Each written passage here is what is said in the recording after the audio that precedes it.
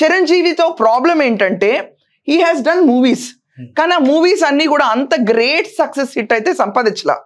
అసలు చిరంజీవి పాలిటిక్స్ లోకి వెళ్ళినప్పుడు ఎగ్జాక్ట్లీ రీఎంట్రీ తర్వాతే మాట్లాడుతున్నా నేను.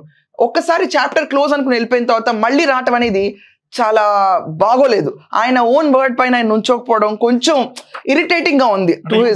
అది బాగోలేదు ఎక్కడ. పోనీ వెళ్ళిన చోటన్నా గెలిచాడంటే అక్కడ జనాదరణ పొందక తిరిగి వచ్చాడు. బాలకృష్ణకి అలా అవ్వట్లా. నేను కంపారిజన్ చేస్తున్నానండి ఇక్కడ.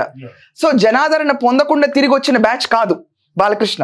చిరంజీవికి జనాదరణ పొందకుండా పాలిటిక్స్ లోకి వెళ్ళి పోనీ అదైనా సవ్యంగా వెలగబెట్టకుండా పార్టీని మళ్ళీ వేరే పార్టీలో కలిపేసి కాంగ్రెస్ లో మళ్ళీ టూరిజం మినిస్టర్ కింద ఎంజాయ్ చేసి అన్ని plum of the cake enjoy చేసేసి మళ్ళీ సినిమాల్లోకి వచ్చి వేషాలు వేసేస్తున్నాడు.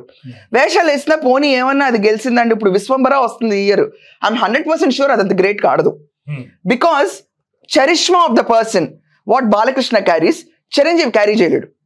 చిరంజీవి ఎంతసేపు ఏంటంటే నేను గొప్ప అన్న సూడో వరల్డ్ లో ఉంటున్నాడు తప్ప నేను గొప్ప అయితే ఏంటి నార్మల్ పర్సన్నే కదా నేను బాలకృష్ణ లాగా వెళ్ళే వ్యక్తిత్వం చిరంజీవి కాదు. దానివల్ల బొక్కబోర్లా చతికిల పట్టడం అన్ని జరుగుతున్నాయి. అదే విషయంలో అల్లు అర్జున్ ని కూడా ఇగ్నోర్ చేయటం, వీళ్ళ యాటిట్యూడ్స్, నేను మెంటాలిటీ గురించి చెప్తున్నా. అదే బాలకృష్ణ చూడండి, సిద్ధు జొన్నలగడ్డతో బానే ఉంటాడు, విశ్వక్సేన్ తో బానే ఉంటాడు, శర్వానంద్ తో బానే ఉంటారు. అన్ని ఏజ్ గ్రూప్స్ తో కలుపుకుపోయి చాలా ప్రశాంతంగా ఉండే person Balakrishna.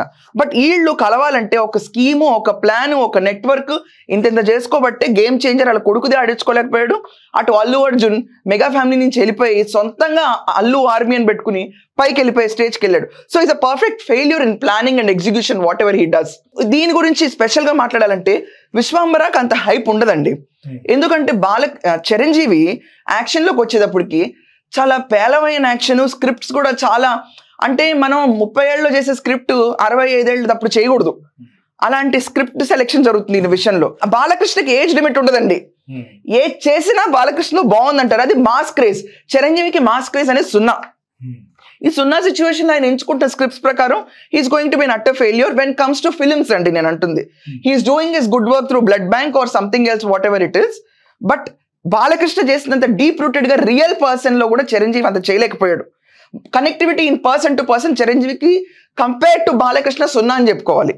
But Balakrishna standing ఎమ్మెల్యేగా అవనండి, లేకపోతే పొలిటికల్ లైఫ్, పర్సనల్ లైఫ్ అన్నిట్లోనూ ప్రజా సేవలో ఉండటం, ఆయన క్యారెక్టర్ని ఇష్టపడటం ఎక్కువ జరుగుతుంది.